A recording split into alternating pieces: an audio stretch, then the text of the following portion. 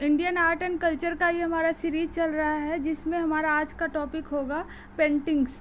जिस तरीके से एंशियंट हिस्ट्री से हमने पढ़ा मेडाइवल और मॉडर्न हिस्ट्री, और जैसे कि हिस्ट्री को क्लासिफाई किया गया हुआ है, जिस तरीके से हिस्ट्री को क्लासिफाई किया गया हुआ है प्री हिस्टोरिक से लेकर पूरे मॉडर्न हिस्ट्री तक, इसी तरीके से पेंटिंग का भी एवोल्यूशन हुआ है। ठीक है, तो पेंटिंग का भी जिस तरीके से हम पढ़ेंगे क्लासिफिकेशन किस तरह से क्लासिफाई किया गया हुआ है, तो सबसे पहले प्री हिस्टोरिक टाइम पे जब जिसको स्टोन एज कहते थे, तो वहाँ पे स्टोन पे जैसे रॉक्स वगैरह पे पेंटिंग हुआ करते थे।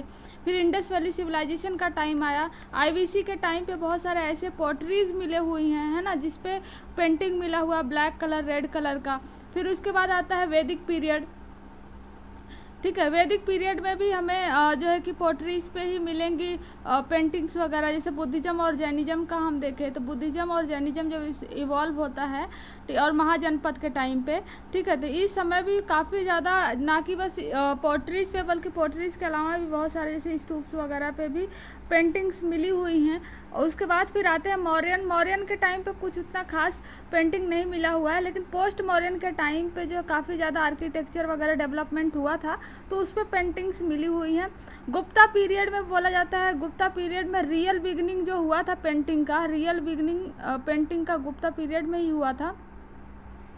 फिर उसके बाद जब हम पढ़ेंगे गुप्ता पीरियड के बाद पोस्ट गुप्ता में बहुत ज़्यादा पेंटिंग मिला हुआ है, और इसी तरीके से मेडाइवल टाइम के में जहांगीर का टाइम का पेंटिंग का क्लाइमेक्स माना जाता है, और मॉडर्न इंडिया के टाइम पे। और इसी बीच में जो रीजनल किंग्स वगैरह उभर के आए उन्होंने कैसा पेंटिंग का उनके यहाँ कैसे पेंटिंग का एवोल्यूशन हुआ, उसको भी हम कुछ पढ़ेंगे। तो इसमें हम इम्पॉर्टेंट जो फैक्ट्स है उसको पढ़ेंगे prelims plus mains point of view से, जो कि चाहे स्टेट पीसीएस का एग्जाम हो चाहे यूपीएससी का हो, दोनों में हेल्प करेगा। तो स्टार्ट करते हैं हमारे आज का जो टॉपिक है introduction to the Indian painting से। तो इनिशियली क्या था, पेंटिंग्स बस जो है वो रॉक्स पे देखने को मिले। ठीक है, पेंटिंग्स इनिशियली बस रॉक्स पे देखने को मिले हैं। और सबसे पहले भीमबेटका का जो पेंटिंग है स्टोन एज के टाइम पे उसको डिस्कवर किया गया हुआ था। क्या हुआ था कि जो भीमबेटका जो कि मध्य प्रदेश वाले रीजन में है, वहाँ पे कोई जाता नहीं था और जंगल वाला रीजन था, तो किसी को उम्मीद नहीं थी कि यहाँ पे कुछ पेंटिंग्स वगैरह मिल सकता है या ऐसा कुछ सोर्स मिल सकता है। ठीक है, बाद में जब यहाँ पे हम इसको बाद में डिटेल में पढ़ेंगे, जब पेंटिंग्स भीमबेटका रॉक पे मिलती है तो वहाँ लोगों का एवोल्यूशन कैसे हुआ था, लोग हंटिंग करते थे, लोग गैदरिंग करते थे। ठीक है, और जो हिस्ट्री पूरी लिखी गई प्री हिस्टोरिक टाइम पे वो इसी के बेस पे लिखी गई हुई है। तो इसका हम थोड़ा सा बैकग्राउंड देखें जो इंडियन पेंटिंग का है, तो known for the primitive rock painting. तो प्रिमिटिव रॉक पेंटिंग जैसे भीमबेटका, मीरपुर से जो पंचमरही के रॉक से जो मिली हुई है पेंटिंग, इससे उसके बारे में पता चलता है कि वो किस तरीके से थे। उसके बाद इंडस वैली सिविलाइजेशन के टाइम पे पॉटरीज पे जो पॉटरीज बना करती थी इस पे पेंटिंग्स वगैरह देखने को मिली हुई हैं। ठीक है, तो जो है कि रेड पॉटरी हुआ करता था और इस पे जो है ब्लैक कलर का जो पेंटिंग वगैरह हुआ करता था, तो इंडस वैली सिविलाइजेशन के टाइम पे मिला हुआ है। उसके बाद आता है कि रियल जो बिगनिंग होती है पेंटिंग की वो गुप्ता पीरियड के टाइम से होती है, वो गुप्ता पीरियड के टाइम से होती है। प्री हिस्टोरिक पेंटिंग की बात करें तो प्री हिस्टोरिक पेंटिंग जो होती है इनग्रेविंग करके, पर क्या होता था कि सपोज ये केव है, केव का वॉल है, तो इस पर खरोच करके, है ना, खरोच करके इस पर रंग भरते थे। तो इस तरीके की पेंटिंग को क्या पेट्रोग्लिप्स पेंटिंग बोलते हैं। तो प्री हिस्टोरिक टाइम पे जो पेंटिंग होती थी उसको क्या बोलते हैं, पेट्रोग्लिप्स। इसके क्या क्या फीचर्स होते थे, इसमें बोल्ड लाइन हुआ करती थी, मतलब खरोच के बोल्ड लाइन बनाते थे। Used colours like red, yellow, earth या सूट ब्लैक कलर्स यहाँ पे यूज करते थे। The rocks are the first scratched with the stone and then were filled with the colour. जो मैंने अभी बोला कि रॉक को क्या करते थे, पहले स्क्रैच करते थे और फिर उसमें कलर फिल करते थे, तो एक आउटलाइन जैसा स्ट्रक्चर बन जाता था। और क्या क्या फिगर्स बनाते थे उसमें, हंटिंग का, एनिमल, है ना, एनिमल हंटिंग का, ह्यूमंस का, डांसिंग सीन और राइडिंग सीन्स, है ना, इस तरीके के सीन्स बनाते थे जिसके बारे में जिससे पता चलता है कि उस समय के पीपल जो थे वो हंटिंग करते थे, गैदरिंग करते थे, इवन डांस सीन भी वो करते थे। तो हिस्ट्री इसी के बेस पे लिखी गई है। तो इसका बेस्ट एग्जांपल जो है भीमबेटका केव पेंटिंग है, जिसको हमने पढ़ा, और इसको वीसी वाकेंटर एक आर्कियोलॉजिस्ट थे, उनके द्वारा ये डिस्कवर किया गया हुआ था 1957 से 58 के बीच में, जब वो भीमबेटका रॉक केव में उधर गए मध्य प्रदेश वाले रीजन में। तो उन्होंने ये देखा कि इस तरीके से कुछ पेंटिंग्स वहाँ पे देखने को मिली है कि डांस करते हुए लोग, हंटिंग करते हुए लोग, गैदरिंग करते हुए लोग का इमेजेस या मतलब कि पेंटिंग्स बनी हुई है। तो प्री हिस्टोरिक पेंटिंग की हम बात करें तो इसको 3 पार्ट में, जिस तरीके से हिस्ट्री डिवाइडेड है, ठीक है, तो अपर पैलियोलिथिक, मेसोलिथिक, नियोलिथिक, चाल्कोलिथिक, इस तरीके से डिवाइडेड है। लेकिन यहाँ पे नियो पैलियोलिथिक का कोई भी पेंटिंग्स नहीं मिला हुआ है। तो 3 टाइम की पेंटिंग मिली हुई है, एक तो अपर पैलियोलिथिक, मेसोलिथिक एंड चाल्कोलिथिक, ठीक है, एंड द चाल्कोलिथिक। तीनों में क्या कॉमन फीचर्स थे, क्या डिफरेंसेस थे, ये हम देखते हैं। अपर पैलियोलिथिक में जो यूज़ करते थे कलर, डार्क रेड और ग्रीन कलर यूज़ करते थे, और क्या डिपिक्ट करते थे, क्या इमेजेस, वो क्या एनिमल बनाते थे, वो बनाते थे bison, elephant, rhinos and tiger. इससे पता चलता है या इनका शिकार करते थे या इनको पालते थे, ठीक है। Green used mainly for the dancing while red used for the hunting. तो अगर जहाँ पे ग्रीन यूज़ किए हैं तो ये माना जाता है कि ये पीसफुली हैं, ये डांस वगैरह कर रहे हैं, खुश हैं। जहाँ पर रेड यूज़ करते थे वहाँ पे पता चलता है कि हंटिंग का सीन जो है डिपिक्ट किए हुए हैं। सेम मेसोलिथिक टाइम पे अगर हम देखें तो ये मेनली कौन सा कलर यूज़ करते थे, रेड कलर यूज़ करते थे। और painting are now smaller compare to the upper palaeolithic. Upper palaeolithic में पेंटिंग्स बहुत बड़े होते थे, यहाँ पे पेंटिंग को स्मॉलर कर दिया था, लेकिन मतलब काफ़ी अच्छी पेंटिंग्स, यहाँ पे पेंटिंग्स में सुधार आई हुई थी। और मोस्ट कॉमन जो सीन मिला हुआ है ग्रुप हंटिंग का, मतलब लोग ग्रुप में जाके यहाँ पे हंटिंग करते थे। तो ग्रुप हंटिंग का जो है मेन सीन यहाँ पे मिला हुआ है। Also depicting the grazing scene, riding scene, grazing और राइडिंग सीन भी यहाँ पे जो है डिपिक्ट किए हुए हैं।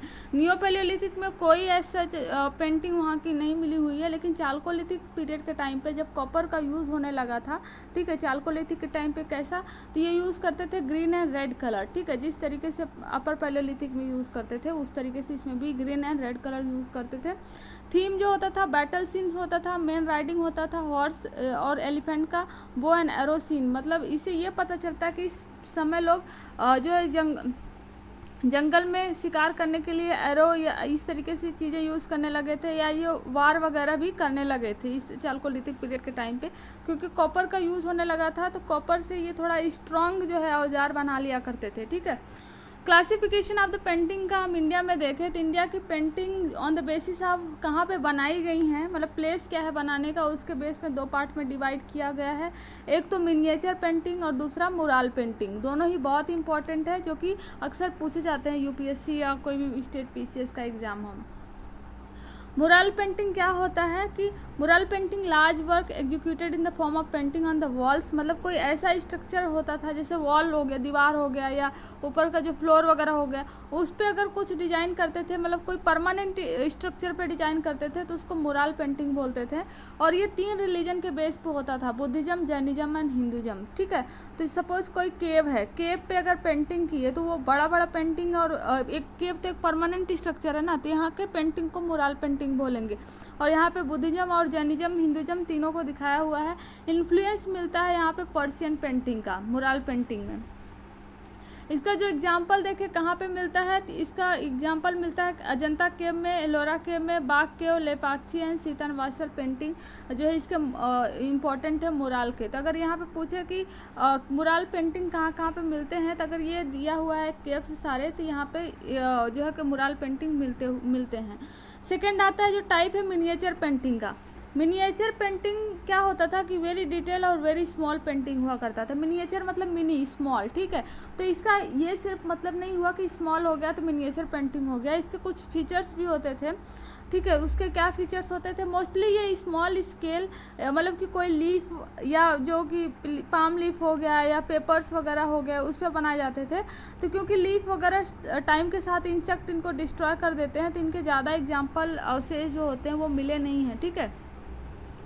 इसके क्या क्या कंडीशन होने चाहिए, कोई भी पेंटिंग मिनिएचर पेंटिंग है या नहीं, क्या फीचर होने चाहिए, must be larger than 24 square inch.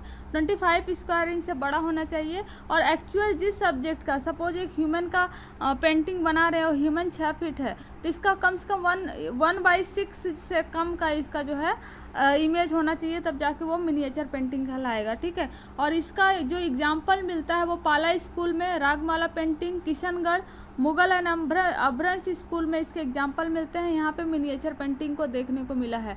तो एग्जाम्पल याद रहे कहाँ कहाँ पे मिनिएचर पेंटिंग मिलते हैं और कहाँ कहाँ पे मुराल पेंटिंग मिलते हैं।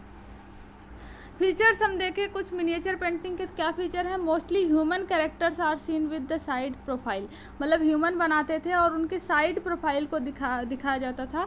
Bulging eye, pointed nose and slim waist. ठीक है, ये आई इनकी काफ़ी बड़ी बड़ी और बल्जिंग हुआ करती थी। Skin colours painted in the brown colour, women have long hair. ठीक है, colours of the hairs and eyes painted in the black, hairs and eyes को ब्लैक में दिखाया जाता था।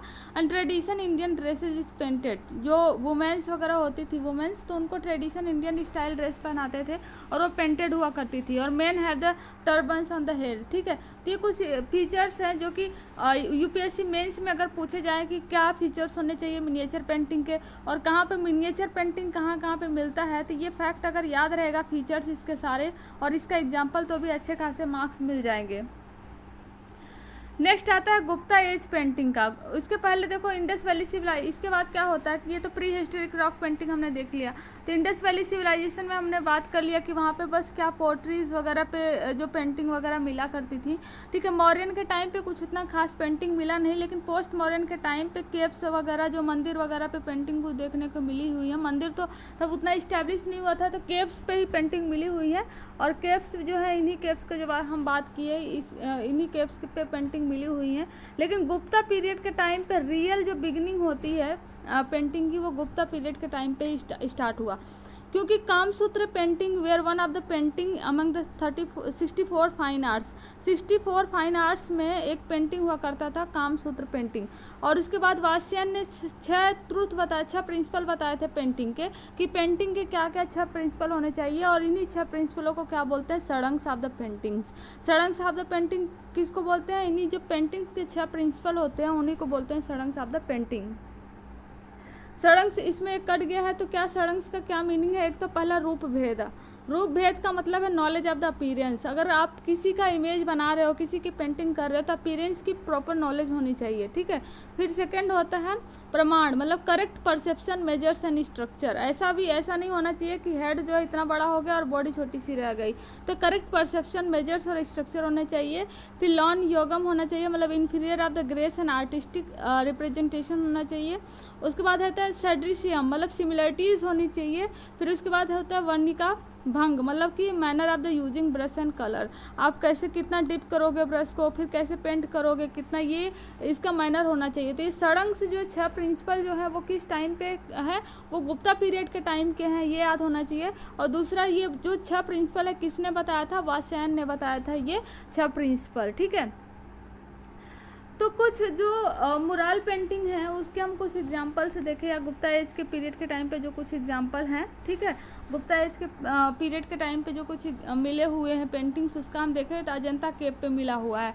तो अजंता केव में 29 केव्स हैं और mural and fresco painting on the walls of the cave. यहाँ पे मुराल और फ्रेस्को पेंटिंग मिला हुआ है। मुराल मतलब परमानेंट स्ट्रक्चर पे, और फ्रेस्को मतलब क्या होता था कि सपोज कोई वॉल है तो यहाँ पे पहले क्ले वगैरह से इस पे लगा देंगे, उसके बाद यहाँ पे प्लास्टर करेंगे, प्लास्टर वाला जो भी मटेरियल होता है उसको लगा के, तो वेट जो वॉल पे ही उस पर कलर से पेंटिंग करेंगे। तो इससे क्या होता था कि वॉल्स की वजह से जो वेट वॉल होता था उसकी वजह से एक टेक्सचर क्रिएट होता था।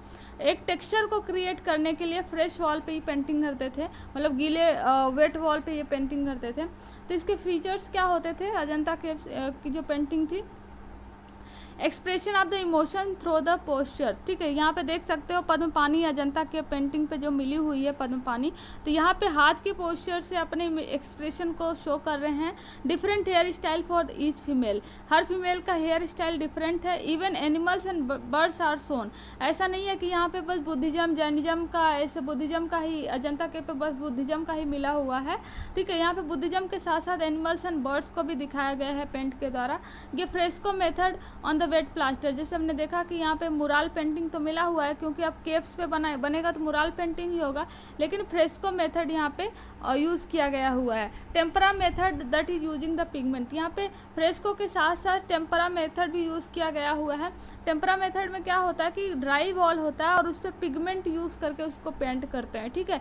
एक्सक्लूसिवली बुद्धिस्ट का यहाँ पे पेंटिंग मिला हुआ है, और इवन अगर सीलिंग पे पिलर्स पे भी पेंटिंग जो मिलेगा उसको भी मुराल पेंटिंग ही बोलेंगे। तो थीम यहाँ पे जो होती थी वो जातक स्टोरी की होती थी, मतलब previous birth of the Lord Buddha के जो प्रीवियस बर्थ है उसके स्टोरी के बारे में यहाँ पे पेंट किया हुआ है।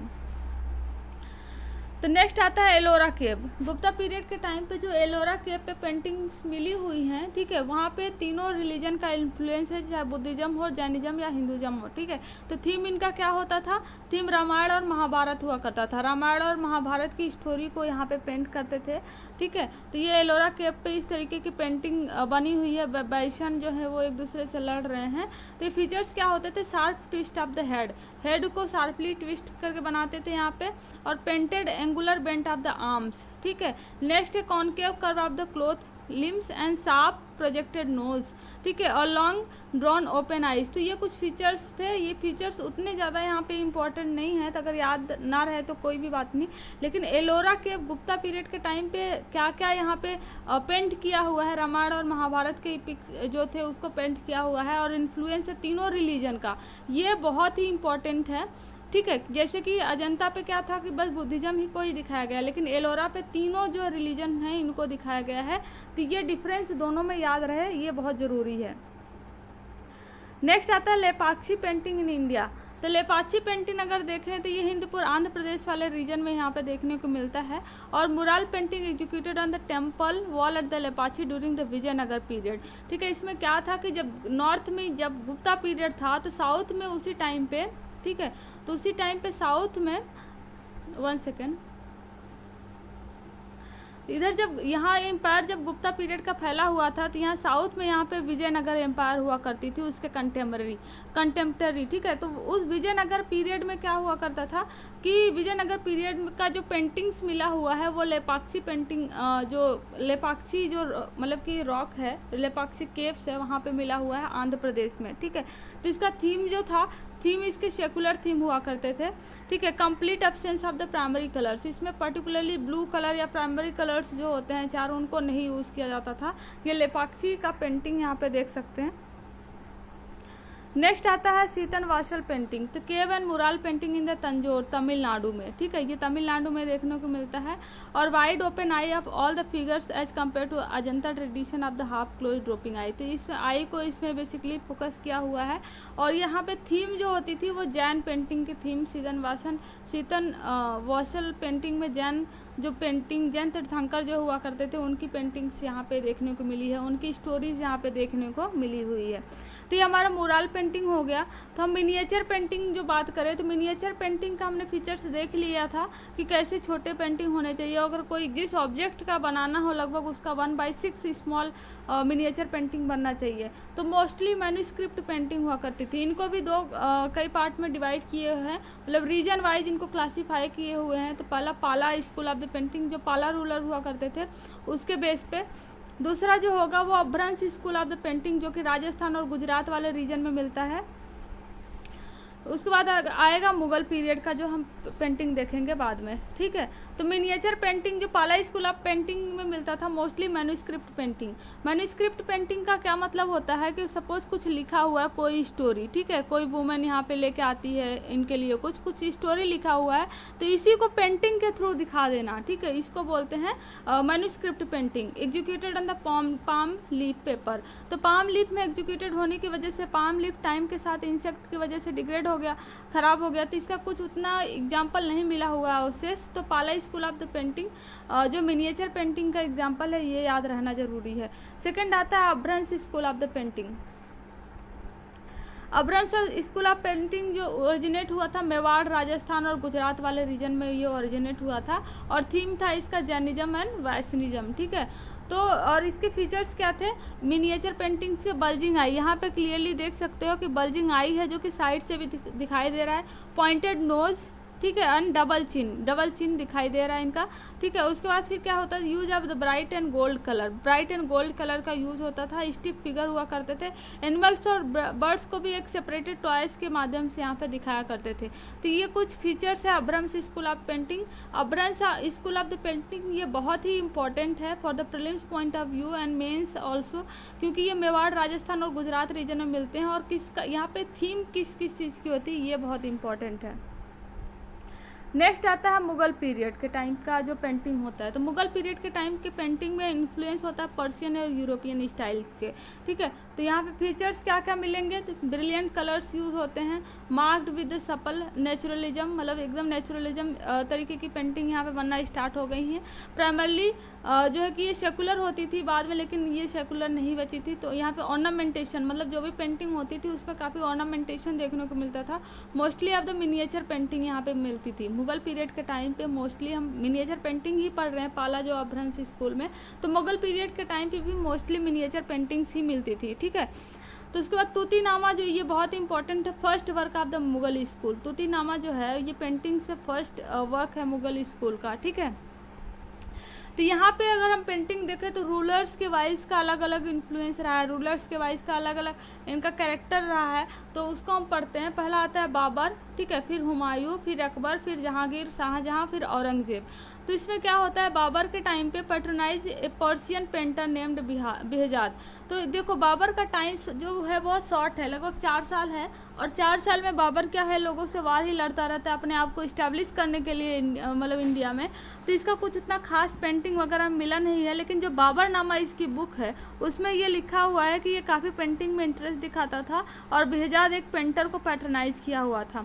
फिर हुमायूं का टाइम आता है। तो हुमायूं भी शुरू में क्या था कि शेरशाह सूरी ने इसको भगा दिया था, ये जाके ईरान में था, और वहाँ से जब वापस आया 12-13 साल के बाद तो 2 पर्शियन पेंटर्स को लेके आया था, ठीक है, अब्दुस समाद और मीर सईद अली को, ठीक है। तो ये दोनों पेंटर्स जो थे वे बाद में अकबर के गुरु यही बने थे। तो इसमें जो था पर्शियन इन्फ्लुएंस देखने को मिलता है, क्योंकि ये पर्शियन ही थे जो पेंटर्स थे। तो ये जो अकबर के जो ये दोनों गुरु बने, तो अकबर का भी जो पेंटिंग था उसमें भी पर्शियन इन्फ्लुएंस पूरी तरीके से देखने को मिला है। अकबर के टाइम पे क्या हुआ था, ऑर्गेनाइज्ड पेंटिंग हुआ करता था इन इम्पीरियल कारखाना ऑल्सो इंट्रोड्यूस यूरोपियन स्टाइल, मतलब यहाँ पे यूरोपियन स्टाइल, पर्शियन तो था ही, एक कारखाना खोल रखा था मतलब पेंटिंग के लिए, ठीक है, और वहीं पे यूरोपियन स्टाइल को भी इसने इंट्रोड्यूस किया था, ठीक है। अब्दुस सामाद और ये सारे जो 2 लेके आए थे पेंटिंग्स, वही तो मेन पेंटर थे इनके। तो इनके जो फीचर्स हुआ करते थे, ये फीचर्स बहुत इंपॉर्टेंट है कि फर्स्ट टाइम अकबर के टाइम से 3D पेंटिंग स्टार्ट हुआ, मतलब कि कोई भी पेंटिंग अब तक ऐसे लगता था कि जैसे इमेज की तरह दिखता था, लेकिन यहाँ पे 3D XY डायरेक्शन तीनों में जो है पेंटिंग यहाँ से स्टार्ट हुआ। यूज ऑफ द फोरसाइटिंग, मतलब जिस तरह से कैलीग्राफी करके और काफ़ी अच्छा डेकोरेट करके पेंटिंग बनता था। Use of the calligraphy in the painting. Themes fair and the festival, इनके थीम्स जो क्या होते थे, मोस्टली फेयर्स एंड फेस्टिवल वगैरह ही इनके थीम हुआ करते थे। फिर जहांगीर का टाइम आता है। तो जहांगीर के टाइम पे माना जाता है कि पेंटिंग्स अपने क्लाइमेक्स रीजन पे थे, और ये नेचुरल जो चीज़ें हुआ करता था, फ्लोरा फौना, उस चीज़ की पेंटिंग करवाता था। और पेंटिंग हैव डेकोरेटेड मार्जिन, मतलब पेंटिंग्स जो हुआ करती थी तो उनके पहले मार्जिन डेकोरेटेड थे और अंदर जो किसी एनिमल वगैरह का पेंटिंग बना हुआ करता था। और उसके बाद यूज ऑफ द हॉलो और divine light started under the Jahangir. तो हेलो एंड डिवाइन जो लाइट कलर होता था जहांगीर के टाइम पे ही स्टार्ट हुआ था। तो ये बहुत इंपॉर्टेंट है, क्योंकि पेंटिंग सबसे ज़्यादा क्लाइमेक्स पे कहाँ थी, जहांगीर के टाइम पे। फिर आता है शाहजहाँ ने too much use of the gold, silver and bright colour जो पेंटिंग में यूज़ करना स्टार्ट करवा दिया। तो रेड्यूस लाइवनेस, इसमें क्या होता था कि जहांगीर के टाइम पे जो पेंटिंग होती थी तो एकदम लाइव, जैसे लगता था लिव, एकदम लाइव चीज़ें बनाई हुई हैं, पेंटिंग हुई है, लेकिन यहाँ पे ऐसा ख़त्म हो गया। और औरंगजेब के टाइम पे तो पेंटिंग ही एकदम ख़त्म हो गई। ये पेंटिंग में इसको कोई मतलब कि इंटरेस्ट नहीं था। तो इस तरीके से मुग़ल आर्किटेक्चर के टाइम, मुग़ल जो टाइम है उसमें हमने पेंटिंग देखा। तो मोस्टली कौन सी पेंटिंग देखने को मिलती है, मिनिएचर पेंटिंग देखने को मिलती है। वहीं सेम जो है कि जो डेक्कन वाला एरिया था वहाँ पे भी पेंटिंग, जो रीजनल रूलर्स हुआ करते थे, जो छोटे मोटे किंग हुआ करते थे, उनका भी अलग अलग पैटर्नाइज पेंटिंग था। तो उसको हम देखते हैं कि किस तरह डिवाइडेड है।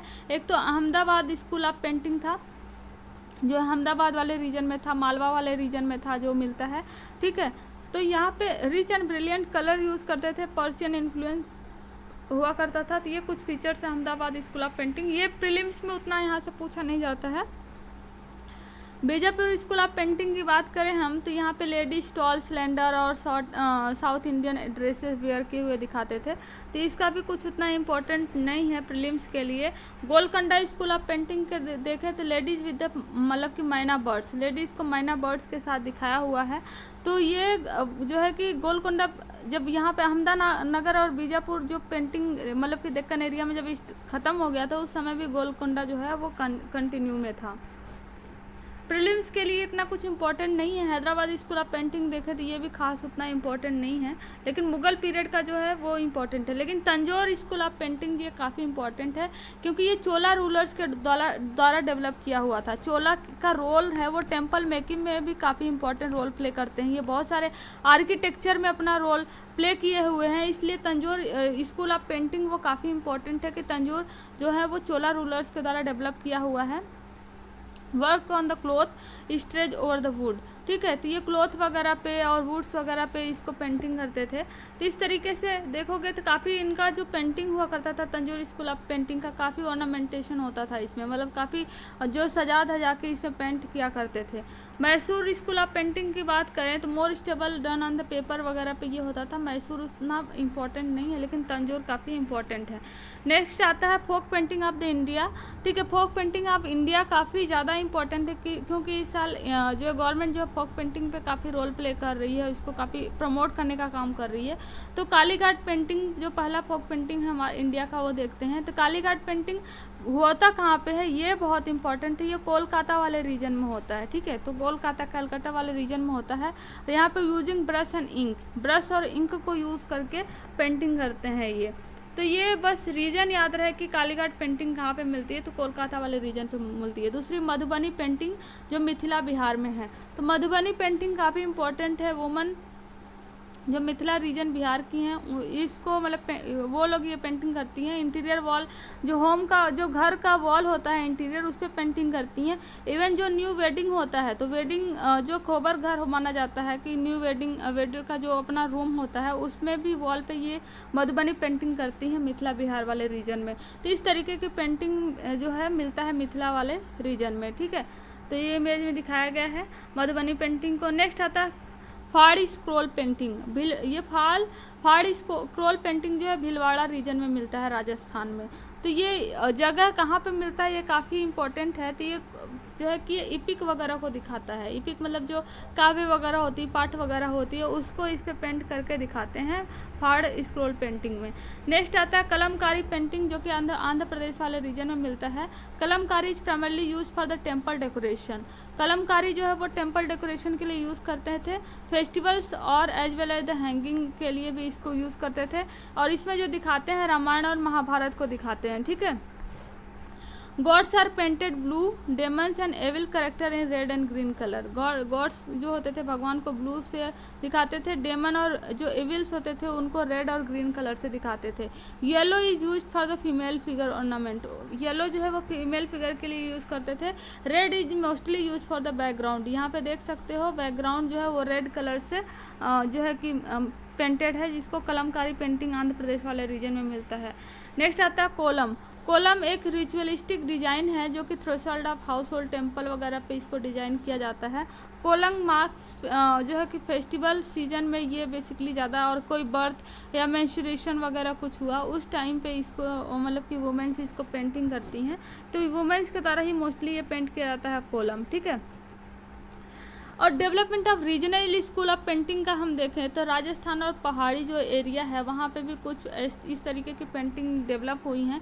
तो राजस्थान स्टाइल में हम देखें तो राजस्थान स्टाइल जो राजस्थान में पेंटिंग हुआ करता था वो मोस्टली इंडियन एपिक्स को दिखाते थे, जैसे पुराण, लव पोयम और इंडियन फोक लोर वगैरह को दिखाते थे, ठीक है। क्योंकि जो मुगल थे, मुगल एम्परर के कुछ लोग थे, वही डेक्कन में फिर माइग्रेट कर गए थे राजस्थान वाले एरिया में। तो इनका इन्फ्लुएंस भी कुछ देखने को मिलता है राजस्थान में, और कुछ डेक्कन में भी मुगल का इन्फ्लुएंस देखने को मिलता है जो पेंटिंग्स वगैरह हैं। तो राजस्थानी स्टाइल जो है bold drawing, strong and contrasting colour इसमें यूज़ करते थे। और इसको 3 फेज में डिवाइड किया हुआ है। इनिशियली जो है कि 16वीं सेंचुरी में तो मुराल पेंटिंग ये बनाते थे, और 17वीं सेंचुरी में इनका पेंटिंग्स काफ़ी सोफिस्टिकेटेड हो गया था, और 17 to 18 सेंचुरी में ये पोर्ट्रेट पेंटिंग बनाते थे, और थीम इनकी मोस्टली क्या होती थी, रिलीजियस होती थी। तो जो राजस्थानी स्टाइल पेंटिंग है इसको भी इस रीजन के बेस पे डिवाइड किया गया है। जैसे मेवाड़ वाले रीजन पे मेवाड़ स्कूल हुआ करता था, जिसको रागमाला पेंटिंग भी बोलते थे, क्योंकि ये राग्स वगैरह को पेंट करते थे। उसके बाद बूंदी स्कूल, वही मेवाड़ वाले एरिया का जो पेंटिंग था, बूंदी वाले एरिया में भी जो है कि इन्होंने एक्वायर किया हुआ था, उसी तरीके की पेंटिंग करते थे। ये खास उतना इम्पोर्टेंट नहीं है। किशनगढ़ स्कूल ऑफ पेंटिंग जो है ये काफ़ी इंपॉर्टेंट है। ये डेवलप मतलब पैटर्नाइज किया हुआ था राजा सावंत सिंह के द्वारा, ठीक है। और मतलब कि who wrote the devotional poetry in the praise of the Krishna, ठीक है। तो ये काफ़ी इंपॉर्टेंट है कि इसके द्वारा ये पैटर्नाइज किया हुआ था, और इसका थीम जैसे था, जैसे किशनगढ़ स्कूल है तो थीम भी इनका love scene of the Radha and Krishna का यहाँ पे हुआ करता था। फीचर्स क्या होते हैं इनके, use of the primary colours को यूज़ करते थे ये, और liberal use of the gold, face of the male and females are the similar. यहाँ पे देख सकते हो मेल एंड फीमेल का फेस किस तरीके से सिमिलर है almost. Krishna is painted in blue, यहाँ पे कृष्णा को ब्लू कलर से पेंट किया जाता था। ये बहुत ही इंपॉर्टेंट है जो किशनगढ़ स्कूल ऑफ पेंटिंग है। And narrow eye brow and lotus petal shaped eye यहाँ पे दिखाया गया है। नैरो आईब्रो, आईब्रोज को एकदम नैरो दिखाया गया है, और लोटस पेटल जो शेप्ड है आई का उस तरीके से दिखाया गया है, ठीक है। और ये जो पेंटिंग हुआ करती थी किशनगढ़ में वो मिनिएचर पेंटिंग्स हुआ करती थी। फिर आता है जयपुर स्कूल ऑफ पेंटिंग। तो जयपुर स्कूल ऑफ पेंटिंग भी उतना कुछ खास इंपॉर्टेंट नहीं है, लेकिन पता होना चाहिए कि राजस्थान जो स्टाइल पेंटिंग है वो किस किस पार्ट में डिवाइड है। सेकेंड, ये बहुत ही इंपॉर्टेंट है पहाड़ी स्कूल। अगर हम देखें तो पहाड़ी स्कूल जो यहाँ पे देखें तो इन्फ्लुएंस था राजस्थान और मुगल स्टाइल जो आर्किटेक्चर है उसका, जो पेंटिंग है उसका। थीम जो इसका हुआ करता था love scenes of the Radha and Krishna and the boyhood जो पैंग्स ऑफ द कृष्णा। तो यहाँ पे जो कृष्णा की लाइफ जो बचपना था उसको यहाँ पे दिखाया हुआ है कि जो कृष्ण का दोस्त थे, और लव स्टोरी राधा और कृष्णा का दिखाया हुआ है। तो इसके कुछ इंपॉर्टेंट जो एग्जांपल है, Kangra develop out of the गुलर स्टाइल, ठीक है, ये गुलर स्टाइल से डेवलप हुआ है। नेक्स्ट आता है ठांका स्कूल, ये बहुत ही इंपॉर्टेंट है, it is a very very important, famous in the Ladakh region, ये लद्दाख रीजन में फेमस है। और Chinese and Buddhist influence in the painting, क्योंकि लद्दाख में उधर बुद्धिस्ट को ज़्यादा मानते हैं, तो ये बुद्धिस्ट इन्फ्लुएंस यहाँ पे देखने को मिलता है। यूज ऑफ द सिल्क, ये सिल्क का यूज़ करते हैं, और मोस्टली मिनिएचर पेंटिंग्स हुआ करते थे।